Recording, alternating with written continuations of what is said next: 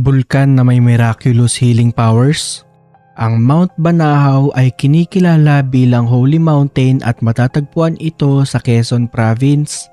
Ito ay tinawag na Holy Mountain dahil sinasabing nakakapagpagaling daw ng kahit anong sakit ang tubig nito. At sinasabing pag naligo ka daw sa tubig nito ay magkakaroon ka ng matinding swerte at abilidad na makita ang iyong hinaharap. Ngunit alam nyo ba na sa kabila ng magandang kwentong yan, ay may matinding babala sa atin ng mga kilalang psychic dito sa Pilipinas. Ang kanilang mga pangalan ay Candy Tanya Gras, Gloria Escoto o mas kilalang Mamu, Rudy Baldwin at Jay Costura. Sinasabi na ito daw ay may malaking tsansa na sumabog ngayong January 2025. Sinasabi nila na masyadong mapanganib, malakas at malawak ang magiging epekto kung sakaling ito ay mag-e-erupt. Dahilan naman daw na napakatagal nitong nakapagpahinga at ngayon pa lang daw posibleng magising.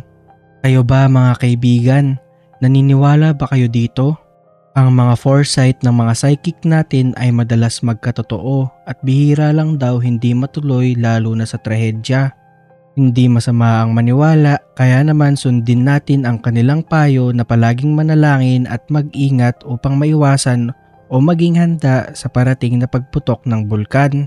Hanggang ngayon, ang pagputok ng Mount Banahaw ay walang kasiguraduhan at nananatili pa ring misteryo.